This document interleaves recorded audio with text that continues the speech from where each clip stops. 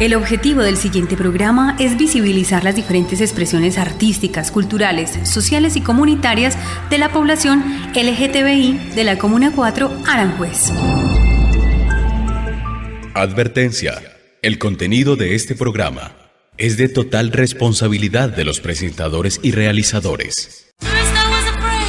Ha llegado la hora de escucharnos, de hacer historia y expresarnos desde acciones afirmativas que propendan por el respeto y la reivindicación de nuestros derechos. Esto es Parche Diverso. 6 colores en las voces de los líderes diversos que construyen un territorio incluyente. Párchate con nosotros.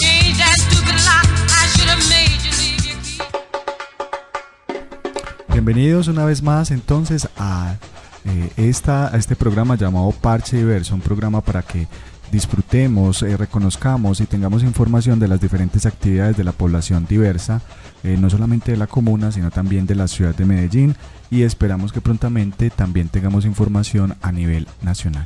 Me acompañan en este panel Sergio Herrera. Muy bienvenidos y bienvenidas otra vez a esta versión de Parche Diverso. Y además de eso, un invitado especial, que en este caso Leider García Willes, de acá de la Comuna 4.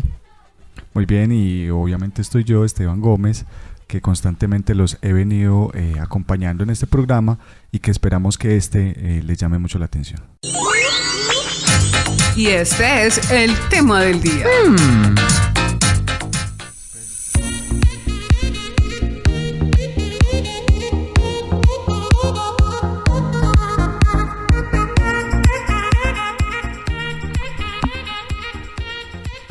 Muy bien, estamos muy contentos en este panel porque precisamente vamos a hablar de una estrategia metodológica que logró el viernes pasado, 28 de junio, logró pues entonces un reconocimiento muy especial por parte de unas premiaciones que hacen en la ciudad que se llaman los Galardones León Zuleta, unos galardones que se hacen cada año y que premian procesos investigativos, procesos locales, procesos artísticos, obviamente relacionados también con la cultura. Y en esta ocasión pues premiaron a la cartografía de las dinámicas de la población diversa de la Comuna 4. Entonces vamos a hablar del proceso cartográfico que se hizo, de su metodología y de todos los resultados que en ella se obtuvieron. Pero antes de hablar de pleno de la cartografía, yo sí quisiera saber tanto de la parte de Sergio o de Leider que nos contaran qué es eso de la cartografía, para qué sirve, cuál es su finalidad. Sergio, a ver. Bueno, ¿qué es una cartografía social? Pues porque hay que darle ese apellido de lo social. Una cartografía social nos permite entender los mapas, nos permite entender ese asunto geográfico que está plasmado, ¿cierto? O que está plasmado de lo territorial, como dinámica, ¿cierto? Como una dinámica social, como un asunto de lectura, ¿cierto? De lectura del barrio, de lectura de la comuna, lectura de la ciudad, que nos viene a ser como una radiografía social. Yo lo podría decir así, siempre lo he dicho, una radiografía social que trasciende y que deja ver lo que hay adentro, ¿cierto? Lo que hay adentro desde las acciones, desde las reivindicaciones, desde los procesos, desde los movimientos. Nos permite hacer esas lecturas y de cómo se está configurando el territorio. Para mí eso es la cartografía social. Muy bien, y Leider, cuéntanos, luego de haber tenido esta experiencia, para ti, ¿qué es eso de la cartografía? ¿Qué sentido tiene? ¿Con qué objetivo se hizo esa cartografía? Cuéntanos un poco desde tu experiencia. Bueno, pues ahí podríamos definir que la cartografía nos permite dejar una evidencia para una historia, para un recorrido, para poder plasmar, para que otras personas puedan tener una evidencia. Pues la intención de la cartografía social es poder dejar una evidencia física plasmada en nuestro territorio para que sirva de un imitante para otras comunas y poder formar una crítica más sólida y seria frente a un gobierno o a un estado. Muy bien, hay que recordar también, Sergio, que las cartografías por lo regular siempre se habían hecho desde el punto de vista histórico con el fin de colonizar ciertos territorios, es decir, los estados que querían ocupar un espacio, entonces mandaban a alguien a rastrear o a dibujar el lugar en donde el lugar que estaban interesados, y a partir de ahí se daba una colonización. Entonces era como conocer el territorio. Sin embargo, las cartografías sociales aparecen precisamente como una postura de cambiar ese paradigma, es decir, que los sujetos que viven en ese territorio conozcan el espacio, lo dibujen y se apropien a partir de ahí de ese lugar. Claro, es que se logren ver y se logren evidenciar desde ahí, ¿cierto? Que se reconozcan y que reconozcan a partir de sus conocimientos previos o de lo que conocen de su territorio a sí mismos dentro del ejercicio cuando lo dibujan y cuando lo hacen. Y yo creo que esta cartografía tuvo que tener ese plus, ¿cierto? Ese plus de que los habitantes, ya en este caso diversos, ¿cierto?, en la sexualidad, pudieran dibujarse, pudieran pensarse territorio desde lo que conocen y desde cómo cree que está configurado, porque también cabe en una percepción personal, pero que también se vuelve colectiva. Eso sí es verdad. Bueno, entonces en ese sentido me imagino que esta cartografía tuvo una construcción de un mapa. Listo, y Leider estuvo ahí en ese primer mapeo que se hizo. Cuéntanos cómo fue la dinámica, cómo fue el desarrollo, y a partir de ahí como que vamos entrando en detalles. Listo, pues a ver, como sabemos, la Comuna 4 es un sector muy grande de la ciudad de Medellín, sí. Y debido a esto tratamos de dividirlo en dos franjas, una franja sur y una franja norte, para poder de una u otra forma hacer un rastreo más arduo, más detallado y poder observar las dinámicas como tal que se venían dando o que se vienen dando en nuestra comuna. Tratamos de coger la primera franja, la franja norte, sí. Que venía desde la parte de Berlín, bajando hasta los límites con el río Medellín. Ahí pudimos pues como rastrear una información visual, tener unas entrevistas, reconocer otros territorios que de una u otra forma han sido delimitados por la infraestructura que el gobierno o el estado como tal ha estado imponiendo. Y después tratamos de coger otra franja, que es la franja sur, que se tomó desde la parte de arriba de Gardel, desde la 45, bajando hasta a los Parques de los Deseos. Ahí estuvimos pues también analizando esa parte y nos pudo arrojar una información muy extraordinaria, muy diferente, y desde una propuesta que como territorio no habíamos visualizado, y que esta cartografía nos permite ese nivel de investigación como para cuestionarnos unas nuevas dinámicas que se están dando en nuestro territorio. Muy bien, entonces ahorita vamos a profundizar precisamente de esos recorridos, de eso de la franja norte, franja sur, pero antes de hablar de eso, Sergio, la metodología. La metodología siempre se ha entendido como el número de actividades que se proponen para realizar o para llevar a cabo el objetivo pues, de la cartografía, que en este caso es la apropiación del territorio. Pero ¿cómo es esa metodología? Si tú le explicas a alguien del común qué actividades se realizaron para realizar la cartografía, ¿qué dirías? Bueno, Esteban, yo creo que más que actividades, yo creo que son estrategias, porque la metodología no se queda solamente en unas simples actividades.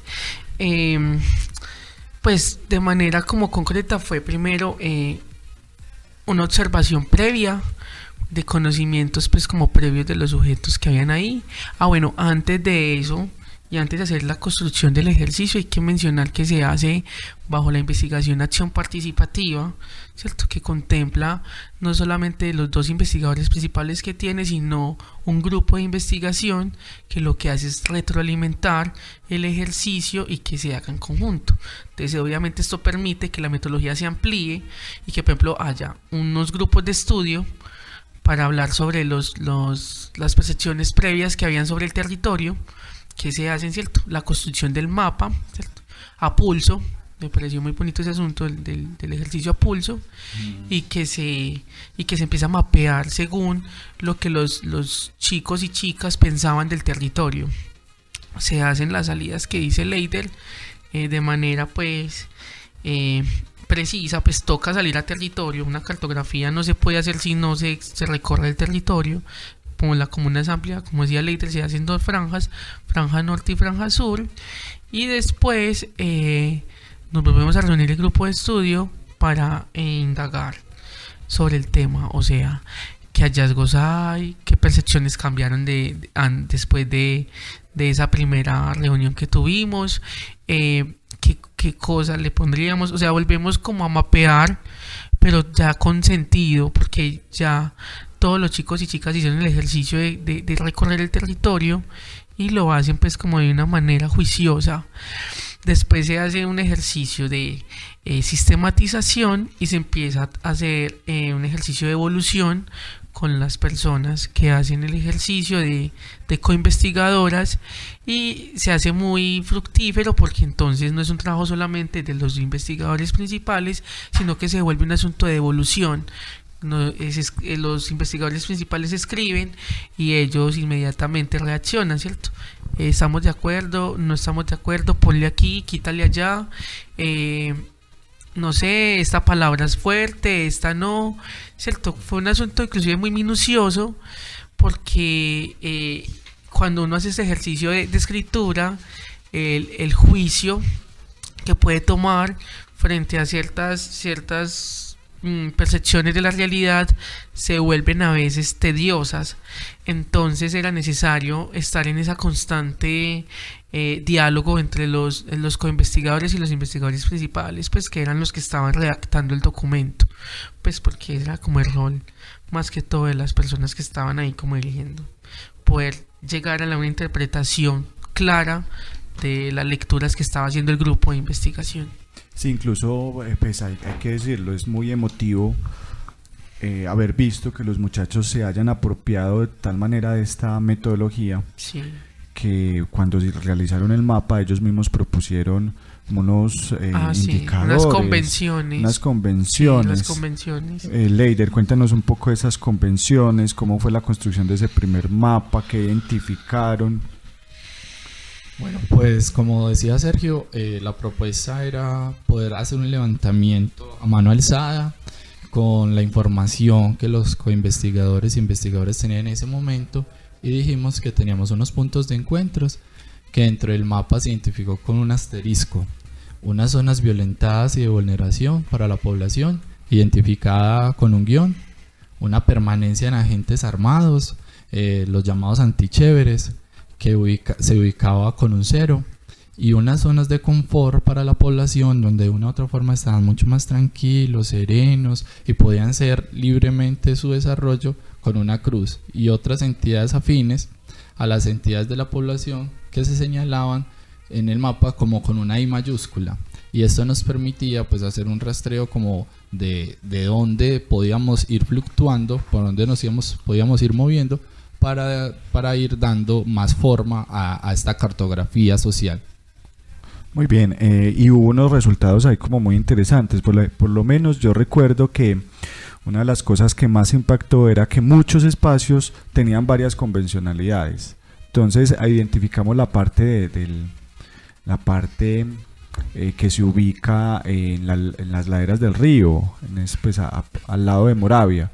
Manifestaban que ahí era una zona de confort, porque la población diversa en la sexualidad e identidades de género podía estar tranquila, pero también en otros espacios o en otros momentos del día también ese lugar se convertía en un lugar de regulación por parte de grupos ilegales, pero también era un no lugar, lo definimos así, un no lugar porque no era vigilado ni por la policía, ni por estamentos institucionales, que eso es una cosa muy particular. Entonces, como ciertos espacios cumplían varias convencionalidades de acuerdo a la que construimos. Esteban, es que ahí lo curioso del ejercicio es que nos permite ver lo fluctuante que es el territorio, ¿cierto? En el ejercicio de lo seguro, pero también de lo que no es seguro, frente a un espacio que se transita, pero a la vez un espacio por donde de pronto la gente no quisiera pasar. O sea, eso, yo creo que eso dependía si había días, si había noches, ¿cierto? Y eso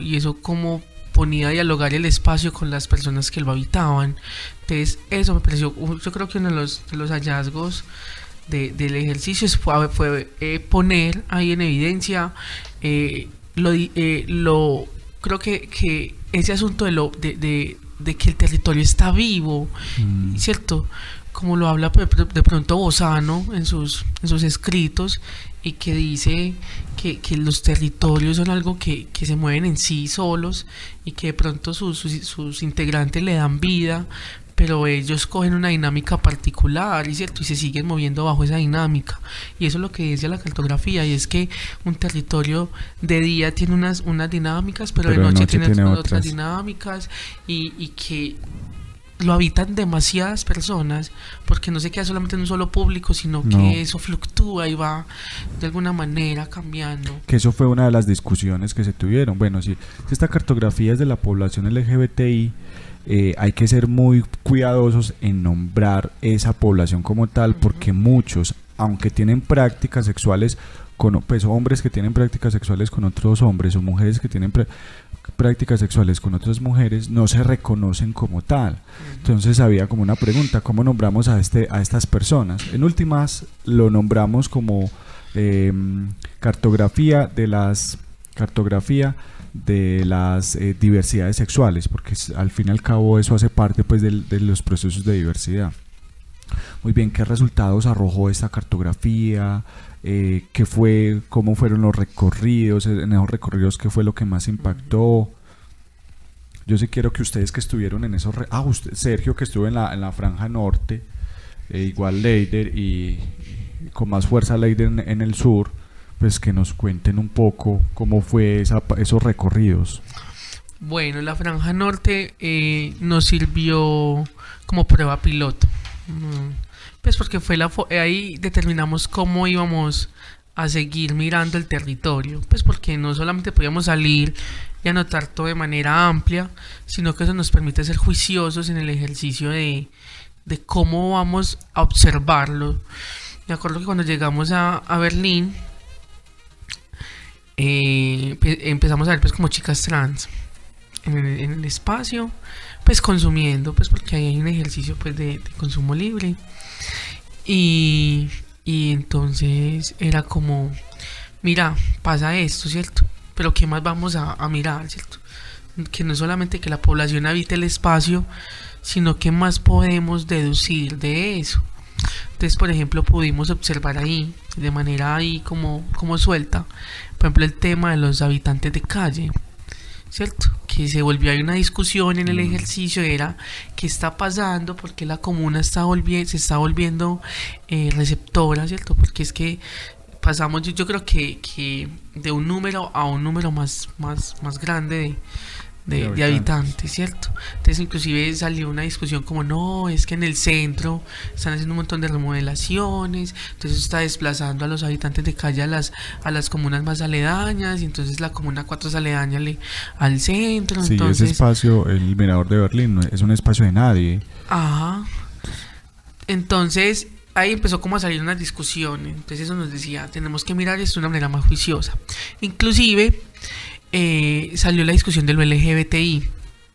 ¿Cómo vamos a mirar esto? Porque es que si vamos a todos los parques vamos a encontrar gente en la dinámica de habitarlo, pues gente que seguramente sí hace parte de ese ejercicio, pero no hace parte de la comunidad, o no se reconoce ahí. Me acuerdo que esa discusión la vimos fuerte en el Parque Aranjuez, cuando nos sentamos y dijimos, entonces es que no hay una etiqueta que pueda definir al otro desde sus gustos. Entonces, ¿cómo vamos a abordar esto? Entonces fue ahí cuando dijimos, no, pues esto tocará mirarlo con una lupa más minuciosa, y tendremos que ampliar el concepto donde puedan entrar todas las personas, independientemente si se reconocen o no se reconocen. Entonces fue como fructífero. Pasamos por las peluquerías de la 92, pues que son muy características en el espacio. Nos cuentan como su experiencia de vida. Llevan más de 20 años en este ejercicio, e indagamos por qué muchas se han desplazado del espacio, porque ya no existen algunas peluquerías ahí, que pues salieron unos resultados muy interesantes alrededor de eso. unas reflexiones más allá, no de la homofobia, porque ellos dicen que no hay homofobia, sino que hay unas lógicas de mercado que no permiten que ellas pues permanezcan en el espacio, y no es porque no quieran o se hayan ido o porque las hayan amenazado, sino que hay unas lógicas de mercado que no se lo permiten, porque también el asunto de las barberías está cogiendo fuerza y eso las está desplazando, y muchas se han asumido en ese ejercicio de irse a una peluquería porque en ese momento es más rentable. Y ahí me acuerdo que en el grupo de discusiones habían otros debates frente a ese asunto de la heteronorma que se está posicionando dentro del proceso diverso. Pero por ejemplo esa discusión me acuerdo que la ponía mucho Leider, y me parece como interesante que en ese momento la argumente mucho más allá. Bueno, sí, como dice pues Sergio, eso era lo que pasaba. Pareciera que lo heteronormativo regresa nuevamente a ocupar estos espacios con mayor fuerza, y era que de una u otra forma las peluquerías, los estilistas se están convirtiendo ya, o les está tocando volverse parte de las barberías, porque es lo que ahorita está demandando en este sector. Entonces la peluquería esta que estaba desde el salón, desde lo delicado, ya pasa a ocupar un lugar un poco más fuerte, más brusco, y las personas que empiezan a ocupar esos espacios parece que entran nuevamente como a ese contexto de lo varonil, de lo fuerte, de lo marcado, y dejan nuevamente a los estilistas o peluqueros de la 92 como elementos para proteger o cuidar la estética de la mujer. Y pareciera que los hombres quieren regresar nuevamente a las barberías para ocupar el lugar como más fuerte y más heteronormativo, por decirlo de alguna forma. Muy bien, entonces esto ha sido como el preámbulo precisamente de lo que es una cartografía y cuáles fueron los resultados de esta primera cartografía que se hace de las dinámicas de la población diversa en la sexualidad y en el género. Entonces esto fue todo en la sección llamada Tema del Día.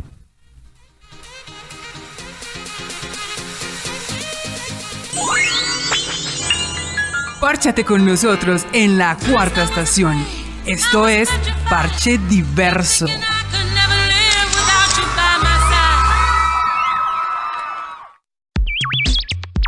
La cuarta estación .radiostream123.com. Comparte este link y escucha el acontecer de tu barrio.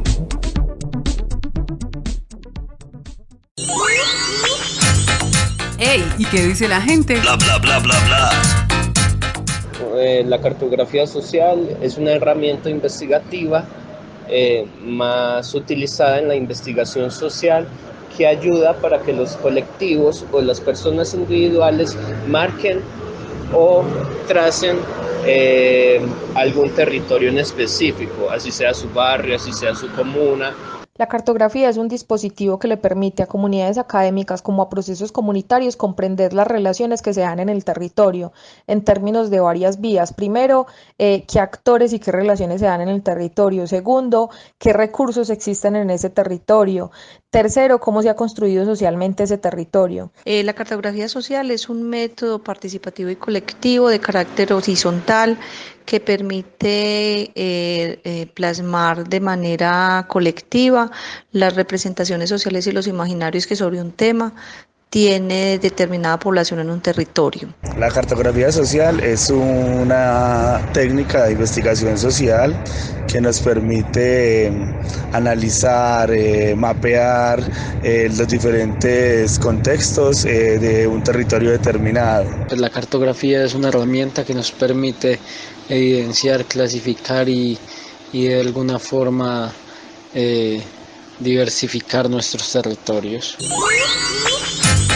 Recuerdos en rosa.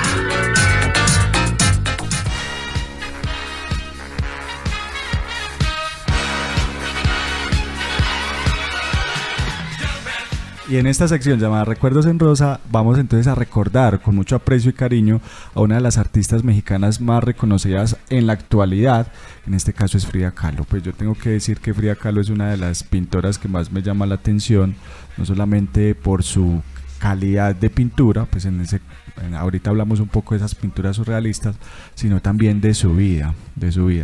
Incluso yo creo que ahora hay un amor y un aprecio más fuerte por Frida Kahlo que en épocas anteriores. Es algo muy curioso, como que la gente empieza a rememorar el pasado y a partir de ahí hay un aprecio de todo ese trabajo, de todo ese bagaje que hubo de ciertos personajes. Entonces en esta ocasión vamos a recordar a Frida Kahlo. Frida Kahlo nace en 1907, 13 de julio, ¿cierto? Una mujer que desde que nació pues cuenta con un destino como fuerte, ¿cierto? Una mujer que pues, a través de su vida sufrió 32 cirugías. Digo sufrió era porque ella siempre manifestó que eso atravesaba como el dolor de todo lo que le había tocado vivir. Pues tenemos que decirlo ahí, sí, efectivamente, como lo dice Sergio, Frida Kahlo tuvo una vida muy dada al dolor. Ya tuvo una enfermedad que era la poliomielitis, que la tuvo postrada durante 6 meses y pues eso permitió o dio paso a que una de sus piernas se secara. Entonces tenía una pierna más delgada que la otra y por esa razón entonces ella utilizaba un zapato más grande que el otro para compensar ese desnivel. Aparte de eso, pues dentro de la historia pasa algo muy particular dentro de pues en la vida de Frida Kahlo, que en este caso es en un accidente automovilístico. Ella iba en un bus y una de las varillas del bus se le atraviesa por un costado y eso la obliga a estar postrada en la cama durante mucho tiempo y a partir de ahí hace toda su propuesta pictórica. Ella se casa después con Diego Rivera. Que ahí no fue, lo único doloroso no fue la varilla, ¿cierto? Sino que ella también hace todo un ejercicio de manifestar su obra y su vida a través de ese amor, ¿cierto? Ese amor la atraviesa totalmente porque si bien ama profundamente a este hombre, a Diego, que es el gran muralista mexicano. Sí, claro, los dos eran artistas, eran muy buenos ambos. Lo que pasa con el asunto del amor que ella le tiene y de ese amor no correspondido como ella lo ve, ¿cierto? Y ese es el que él vaya y vuelva en ese ejercicio de dejarse, de ir y eso la atraviesa. Yo creo que muchas de sus obras, y ella lo manifiesta en algunos escritos que tiene y dice que más que todo lo que le había pasado, el amor era algo que le había atravesado toda su vida y que le dolía mucho más que esos dolores físicos que tenía y que le tocaba vivir, porque era una mujer que se mantenía en ese asunto del dolor físico, pero también ese dolor del alma y del corazón. Muy bien, sí, es que Diego Rivera fue un personaje muy particular para la vida de Frida Kahlo. Y es que pues para nadie es un secreto que le gustaban mucho las mujeres y por lo tanto no solamente tenía a Frida, sino que tenía sus amantes. Y Frida se dio cuenta. Las musas. O las mozas, ¿o qué? Y eso pues le generó un dolor muy fuerte a Frida. Sin embargo, ella también tenía sus experiencias amorosas y sexuales también, aparte del matrimonio. Incluso dentro de la biografía se cuenta que tuvo algunas relaciones con mujeres. Y por esa razón la estamos recordando pues no, en esta sección. Solo relaciones, Esteban, que me parece que lo más, yo como siempre lo he pensado, es una mujer que para su época era irruptora, ¿cierto? Ella se salía del protocolo y por ejemplo inclusive llegó a hacer momentos de tránsito para poder también estar con algunas mujeres. O sea, se permitió vestirse como hombre, manifestarse como en lo masculino para poder pues llegar a esos ejercicios. Además porque se sentía cómoda haciéndolo, pues ella no tenía problema en transitar entre lo masculino y lo femenino, pues no era una mujer que para su época era sesgada para sí misma, era una mujer incluso con una mentalidad muy muy amplia y muy abierta. Muy bien, y no solamente eso, pues todos esos dolores y todas esas experiencias de vida fueron plasmadas en sus obras. A mí me impacta mucho una obra que se llama Hospital Henry Ford, en donde ella se retrata en una cama postrada y después como con unas especies de hilos va tejiendo como los dolores que tiene en su vida, y uno de los dolores que plantea es la pelvis, porque ella nunca pudo tener hijos, precisamente por toda esa cantidad de cirugías que le habían hecho y porque ya no era, su organismo ya no daba para que tuviera hijos. Entonces era un dolor como constante que ella tenía. Pues y lo otro es que hay también una obra muy reconocida de ella que se llama Las dos Fridas, que yo creo que es como la más emblemática, en donde ella se hace autorretrato, porque esa es una particularidad de la pintura de Frida Kahlo. Siempre se hace un autorretrato en esas pinturas, parece como si retratara su vida a través de la pintura. Y en Las dos Fridas pues está como esa particularidad. Muy bien, es la primera mujer, es la primera mujer que alcanza, después de mucho tiempo. Ella muere en 1954, el 13 de julio, y después de que muere su obra empezó a tener como un reconocimiento, más que todo a partir de 1970, en donde se logra que su obra, la primera obra mexicana, esté entonces en el Museo del Louvre, en París, que eso sí me parece que es algo para recalcar, porque por lo regular en este museo están las grandes pinturas de la historia, y que ella logre llegar precisamente con uno de sus cuadros o con varios de sus cuadros es algo que en verdad es de mérito, es de mucho mérito. Entonces aquí en Recuerdos en Rosa recordamos entonces a Frida Kahlo, una de las pintoras más importantes de Latinoamérica, de México, y que ahora se está queriendo y se está reconociendo toda su labor pictórica y toda su propuesta alrededor de las transgresiones. Sí, qué teso que hubiera tenido que pasar todo ese montón de años para que pudiéramos reconocer obras tan buenas, pero como yo lo decía ahorita, puede ser que lo que pasó ahí es que la época no estaba preparada para esta gran pintora, ¿cierto? Porque ella pinta cosas muy fuertes, sí, y deja ahí como, yo creo que toca la sensibilidad humana, y creo que apenas es que estamos en esa reflexión, ¿cierto? De tocarnos la vida y pensarla desde esos asuntos transgresores. Muy bien, y eso es todo entonces aquí en la sección llamada Recuerdos en Rosa. Hey, Parche, tú no sabes quién soy yo. Tienes toda mi atención, hija.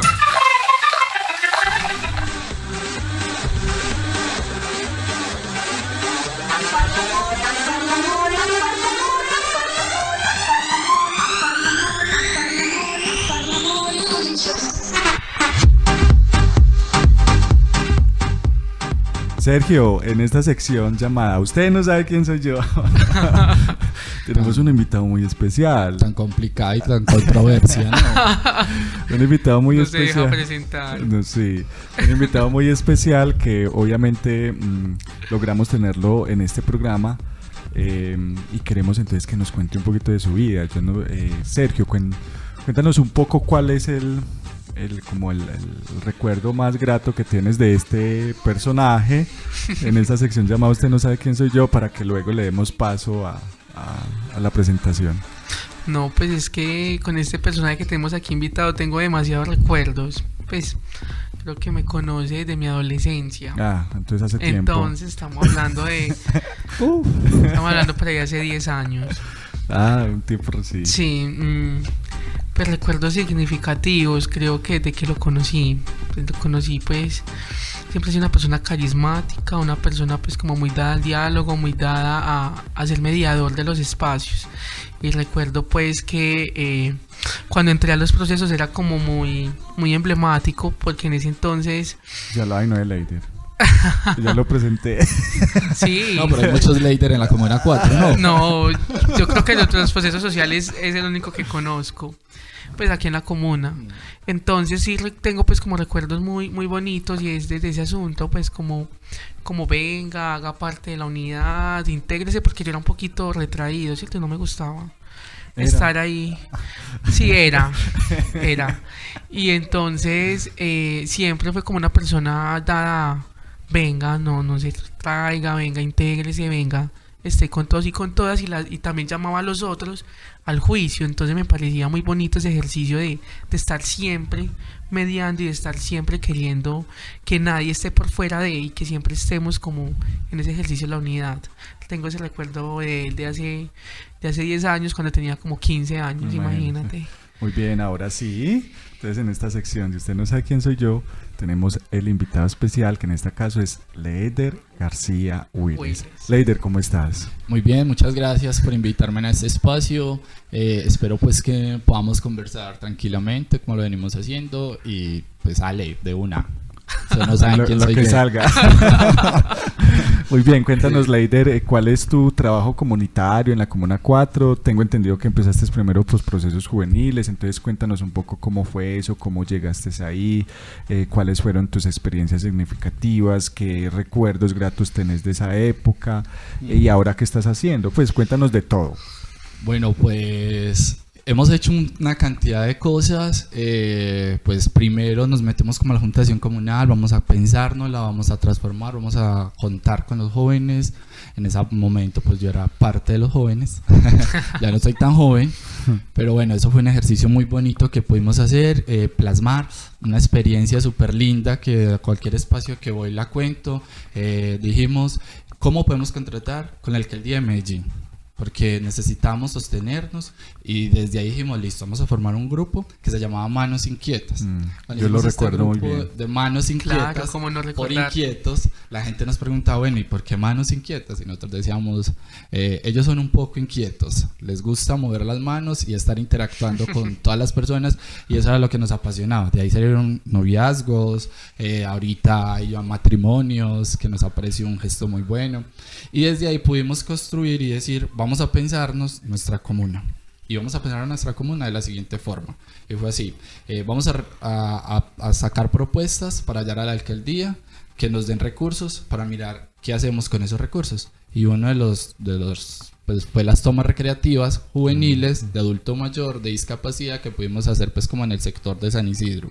Y de ahí nos pudimos ampliar un poco más en la comuna y llegamos hasta la comuna 3 a ejecutar tomas recreativas. Sí, yo lo recuerdo, yo participé, recuerda que yo estuve ahí dentro del equipo gestor me acuerdo que estuve en San Isidro, cuando se hizo la toma de San Isidro, y creo que la que se hizo aquí fue Campo Valdés. Campo Valdés, y arriba en la comuna 3, en el Parque Gaitán. También estuvimos allá y pudimos pues como recoger fondos, y dijimos, bueno, ¿qué hacemos con estos fondos? Nos trasnochábamos montando bases, haciendo de todo. Dijimos, ¿qué hacemos con estos fondos? Y dijimos, con estos fondos nos vamos a ir a conocer el mar, porque muchos no conocían el mar. Entonces nos fuimos a conocer el mar. Cuando llegamos al mar, los chicos se bajaron del bus, porque pues solo alcanzaba para el bus, y se bajaron del bus y todos se tiraron al mar con su ropa. O sea, entonces nosotros decíamos, qué cosa tan bonita es esto, hacerlo social, ¿cierto? Y desde ahí pues dijimos, bueno, vamos a pensarnos algo más grande, y empezamos a postularnos como a la Junta Administradora Local, ¿cierto? Y dijimos, vámonos para la Junta Administradora Local a ocupar otros espacios, y desde ahí pudimos pues impulsar a uno de los chicos o de las personas pues que hacía parte del grupo, con una de las mayores votaciones de la comuna, aproximadamente 2.000 votos, que fue una de las más grandes, más joven, la persona más joven, y que al igual nos daba pues como un pool ahí súper fuerte como para movilizarnos. Empezamos a movilizar esa parte y dijimos, listo, los chicos, ¿qué está pasando con los chicos? Vamos a pensarnos las becas educativas. Y empezamos a que todos hicieran parte de las becas educativas, y esa es una de las partes que pudimos pues también avanzar con ellos. Sí, Esteban, yo recuerdo que por ejemplo el grupo de Manos Inquietas en su momento fue un grupo muy activo. Inclusive no solamente estaba Manos Inquietas, sino que también estaba Enhorabuena, que también era un grupo de teatro que hacían también los chicos. Sí, yo recuerdo una obra de ellos. Y lograron pues, yo creo que era uno de los sectores más fuertes. Enhorabuena tenía una obra de teatro alrededor del tema de la diversidad, sí. ¿Cierto? Sí, yo me acuerdo. La tratábamos era una que se llamaba La subasta de un alma, ¿cierto? Y el último día, La subasta de un alma empezaba a subastar, ¿cierto? ¿Qué pasaba con el ser humano desde ahí? Y podíamos decir que estaba la música, estaba el licor, estaba el dinero, y todo esto a nivel de la carne. Pues yo hacía la parte del hueso, que me parecía algo muy chistoso y hacíamos pues como parte del tránsito, ¿cierto? Sí, soy, pues, para los que me conocen, no soy demasiado grueso ni fornido, entonces entonces eso siempre me ha simbolizado ahí. Allí donde está el flaco, peludo y alto, siempre es así un referente de Leider, flaco, peludo y alto. Entonces con relación a eso pudimos descubrir en chicos que tenían unas posturas demasiado fuertes, ser un poco más flexibles, y entonces uno de los chicos que hablaba así todo serio, ronco, nos decía, parce, yo quiero hacer yo quiero hacer la parte de actuación de la carne. Entonces él empezó a hacer su proceso de tránsito y nos permitió que pudiéramos interactuar con él en ese proceso de maquillaje, de vestimenta pues denominada femenina, y pudimos con él sacar un buen proyecto y fue demasiado efectivo como para él, porque se abrió un panorama y nos permitió ver esa parte un poco más delicada de él y a la vez interactuar con los otros. Entonces él abrió un panorama, pues él ya tiene su esposa, sigue estando pues como con una de las chicas de ahí que se llama Claudia. Claro, Andrés. Estamos hablando de Andrés. Claro. Andrés nos sorprendió con esa parte de ese personaje. Yo me acuerdo cuando lo vi, fue súper impactante. Cuando lo vi en la obra, verlo de chica fue súper impactante. Sí, eso fue una de las expresiones que nos gustó más de este ejercicio que pudimos hacer con él. Aún nos seguimos encontrando en ese espacio. Y bueno, y la otra fue el último día, que era qué pasaba con los chicos cuando salieran del colegio, para dónde iban. Entonces ellos desde el colegio decían, bueno, yo quiero ser arquitecto, yo quiero poner mi negocio de perros, yo quiero meterme en un almacén a trabajar, y desde ahí pudimos rastrear con ellos el día después, que pasaron 20 años, la obra pues nos propone eso, pasaron 20 años, y qué pasó con estos ejercicios. Y uno de ellos también nos dijo, listo, yo quiero hacer mi ejercicio era el que él soñaba pues siendo como el de los negocios, el administrador, y después pasa a ser una persona en proceso de tránsito, y nos permite pues también hacer reconocimiento de su cuerpo y disfrutar como de esa parte. Muy bien, y cuéntanos qué estás haciendo ahora, en qué espacios te estás moviendo. Veo que pues ya nos contaste que estuviste dentro del proceso de la cartografía, pero cuéntanos qué estás haciendo ahora, cuáles son las proyecciones. Bueno, proyecciones de Leider, pues hasta ahorita estamos finalizando psicología en la Luis Amigó, proponiendo estoy siendo voluntario de la Iguaná, también estoy pues haciendo como parte de un rastreo nuevamente de mi comuna, porque estaba un poco distante de ella. Pues por pérdidas familiares me distancié un poco, entonces estuve como muy concentrado en eso, y ahorita estamos nuevamente retomando la 4, reconociendo otra vez los espacios, conversando nuevamente con la gente. En eso estamos. Muy bien, yo he sentido que es muy significativo para ti el voluntariado que estás haciendo en la Iguaná. Quiero que nos cuentes cómo llegaste allá, qué es lo que haces, qué transformaciones has tenido. Bueno, ¿qué está pasando con la Iguaná? Es un sector que parece que nadie quiere reconocer. Es decir, está invadido, pues, ¿cómo decirlo? Las personas que habitan este sector vienen de otros sectores mucho más vulnerables, aunque este sector es vulnerable para ellos, y ocupan esta parte está ubicada ahí en la quebrada de la Iguaná, por la 80, ¿cierto? Y son personas desplazados, que se le han vulnerado sus derechos, que el Estado no los reconoce como un territorio. Y entonces acá estamos trabajando con la Junta de Acción Comunal de allá, estamos trabajando con los jóvenes, con los niños y con los adultos. ¿En qué? En habilidades para la vida. Estamos tratando de que ellos de una u otra forma puedan descubrir esas emociones y cómo tratar esa parte de los sentimientos. Entonces ahí es donde estamos haciendo como el voluntariado fuerte. Hicimos un recorrido con ellos en diferentes sectores de Medellín, como para que vieran que hay otras posibilidades y otras formas de ver este contexto al cual les está tocando vivir. ¿Cómo llegaste allá, Leider? Bueno, ¿cómo llego? Pues la Universidad Luis Amigo tiene un trabajo con ellos, Y un día una compañera me dice, pues yo veo que a usted gusta como todo esto de aportar a la comunidad, ¿por qué no llegas, conoces este espacio? Y así fue que llegué. De un momento a otro llego allá, me enamoro y digo, este es mi espacio, vamos a trabajar por esta gente como un poco más vulnerable o que se les ha negado gran cantidad de derechos que tenemos. Entonces, muy bien. Y dentro de la comuna empezaste después a asistir por medio de la cartografía.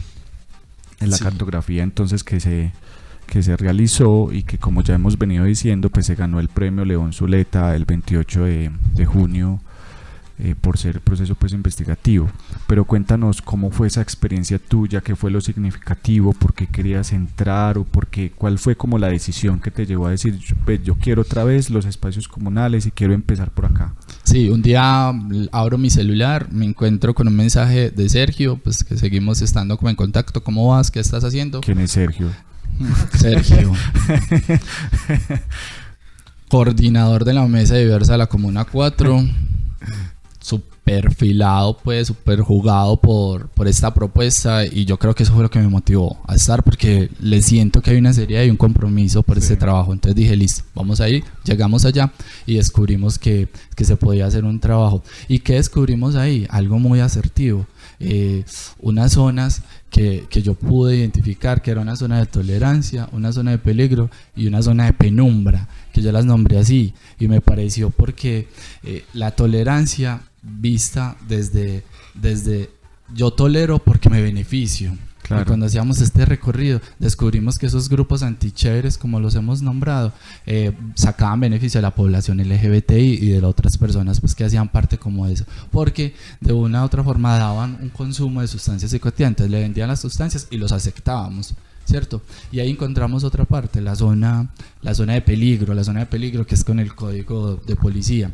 Y que encontramos ahí en la cartografía, que está limitando a la población para que sea libre en estos espacios. Entonces yo no me puedo besar con mi pareja en un centro comercial porque está restringido, porque no me permite. Pero entonces, ¿qué pasa con lo hetero? ¿Por qué lo hetero sí lo puede hacer? ¿Cierto? Y lo otro que me parecía mucho más fuerte y marcado era la zona de penumbra.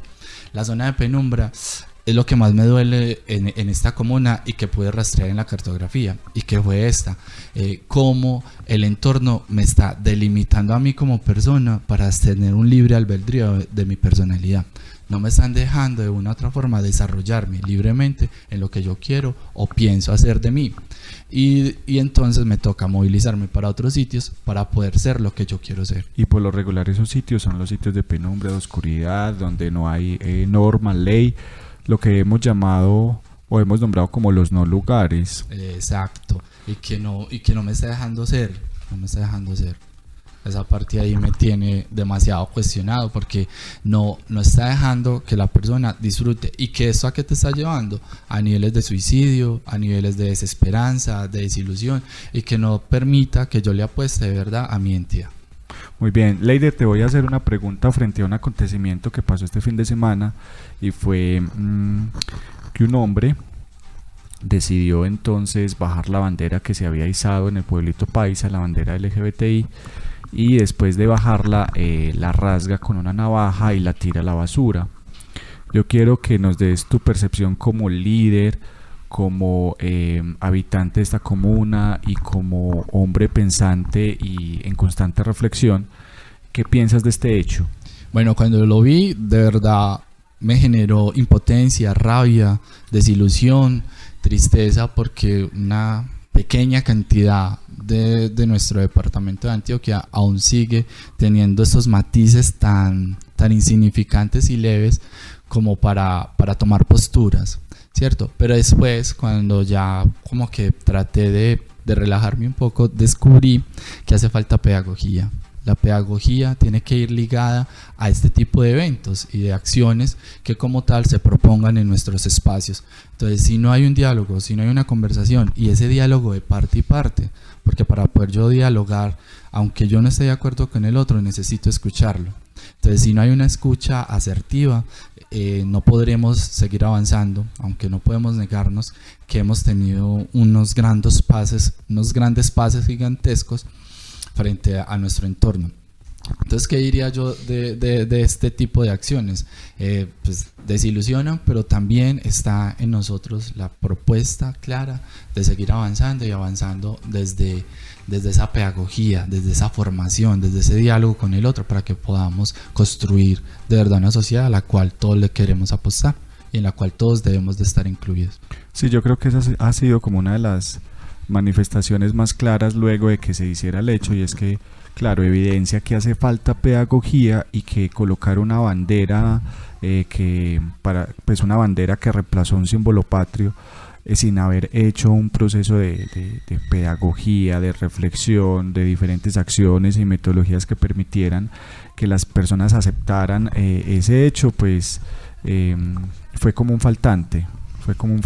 Sí, claro, pero yo creo que los que logramos ver el video del señor haciendo el ejercicio, yo creo que nada justifica eso, Esteban, pues por más pedagogía que falte para hacer eso. Yo creo que también hay un asunto radical frente a lo que ellos piensan, pues porque cuando él manifestaba, él decía que jamás nada iba a reemplazar un símbolo patrio, ¿cierto? Que absolutamente nada, ¿cierto? Entonces, si bien totalmente de acuerdo con ustedes, la pedagogía es súper clave para esto, siento que también hay que mirar ese tema de la reflexión de la cultura, ¿cierto? Eso es la cultura paisa, eso de lo antioqueño, porque el señor hacía una alusión muy fuerte al tema de lo antioqueño, de lo paisa, y eso nos lleva pues a cuestionarnos nuestra cultura, en qué va, ¿cierto? ¿Dónde está?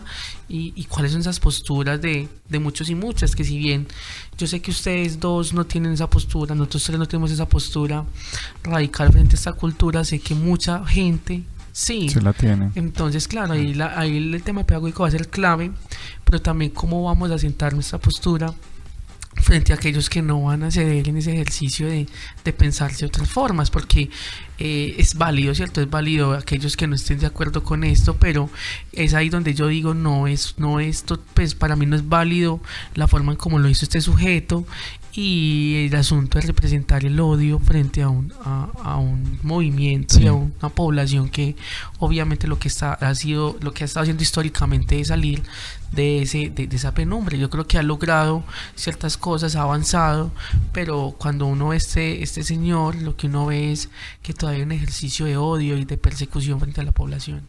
Claro. Y los espacios que la población LGBTI como tal se está tomando en esta ciudad y en las ciudades de Colombia, nos están permitiendo que veamos otras facetas y otras posturas, aunque no podemos negarnos de que irrumpir en el otro siempre va a traer contraindicaciones. Muy bien, entonces esto ha sido todo en la sección llamada Usted no sabe quién soy yo, que en este caso tuvimos como invitado especial a Leider García Willes. Muchas gracias. No, a ti. Delicioso haber compartido con ustedes. Gracias, Leider. Lo más cool.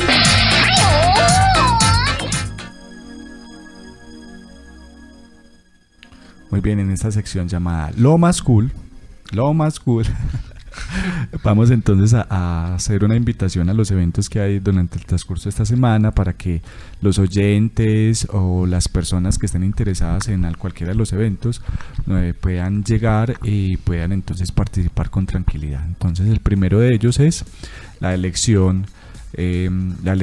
primero se va a hacer una recopilación o el envío de hojas de vida de las personas que estén interesadas en asumir la suplencia de la población LGBTI ante el Consejo Comunal.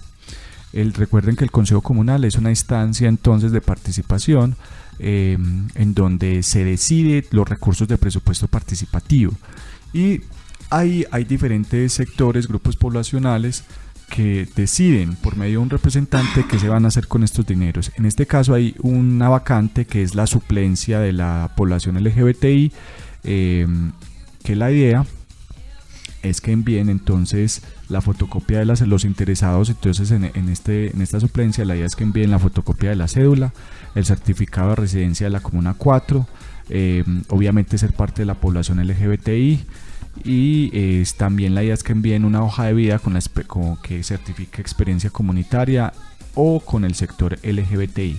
Esto lo pueden enviar a un correo que se llama suplentelgbtic4@gmail.com. y hay plazo hasta el 9 de julio de entregar entonces esta información. Eso frente a la población LGBTI. Cuéntanos, Sergio, entonces, ¿qué otras actividades hay? Bueno, el 10 de julio tenemos el Seminario Permanente de Infancia y Adolescencia. Es la sesión 5 con enfoque diferencial para el acompañamiento con igualdad. Va a ser el miércoles 10 de julio en la Facultad Nacional de Salud Pública, en el aula 409, y va a ser de 2 a 5 de la tarde. Lo importante en este seminario es que va a haber un enfoque para acompañamiento de niños y niñas diversos, o que se asumen desde la diversidad. Entonces va a ser muy interesante este espacio para poder ir, que vayamos los activistas o las personas que trabajan en pro de las diversidades sexuales, para que alimentemos este espacio y lo nutramos. Por otro lado, como lo decía ahorita Esteban, es necesario pues seguir hablando del Consejo Comunal, y aquí vamos a hablar de las vacantes que hay a juventud. Se está pues como haciendo todo un ejercicio de elecciones, no solamente de la población LGBTI y de juventud, sino que son más, ¿cierto? Pero aquí entonces vamos a enfocar en juventud, que en este caso tiene tanto la vacancia del representante como del suplente. Entonces se va a hacer por medio de planchas, ya pues hay unas postulaciones, y va a haber pues como un debate de candidatos el día 6 de julio de 2 a 4 de la tarde en el auditorio de Confama Aranjuez. Y consiguiente a esto va a haber una elección el día 14 de julio de 10 de la mañana a 4 de la tarde. Los puntos de votación están todavía por confirmar, no los han subido, pero va a ser por medio de elección, y solamente pueden votar personas entre los 14 y 28 años, como lo constituye la ley la política pública de juventud. Sí, eso muy bien. Muy bien, entonces esto es todo. Esto en todo dentro de la sección llamada Lo más cool. No siendo más, Sergio, quiero agradecerte entonces a la audiencia, a las personas que entonces nos estuvieron escuchando, nos estuvieron acompañando. Muchas gracias por permanecer en este programa, Sergio. No, muchas gracias por oírnos una vez más, por estar conectados y por estar pendientes de lo que hay, ¿cierto? De lo que estamos haciendo y de lo que se está haciendo en la ciudad de Medellín. También pues agradecer a Leider por acompañarnos el día de hoy, ¿cierto? Por estar contándonos sobre la cartografía social, ¿cierto? Por hablar de este tema tan interesante que pues logró el galardón esta semana pasada, y por contarnos también sobre él, ¿cierto? Por adentrarnos y por abrirnos pues como su casa, ¿cierto? Y entrar de esa manera ahí tan abrupta, pero bueno, yo creo que es necesario, Leider.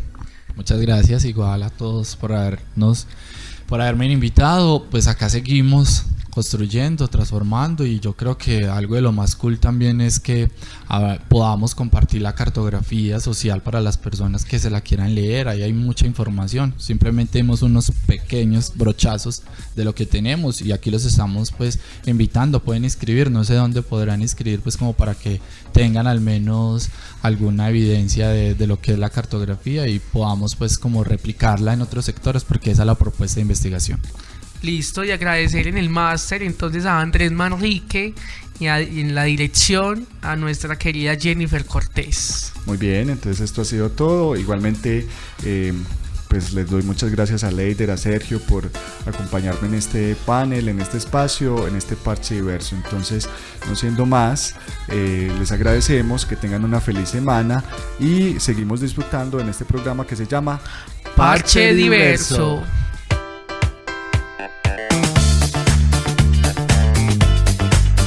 Parche Diverso.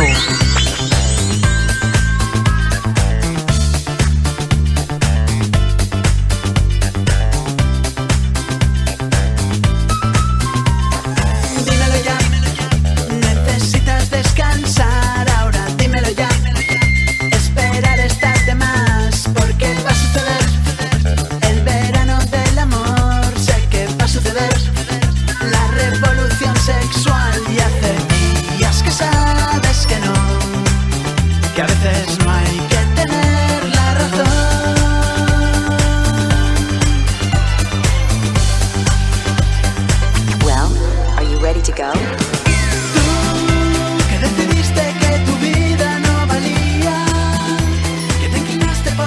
vestirte siempre mal, que anticipabas un futuro catastrófico.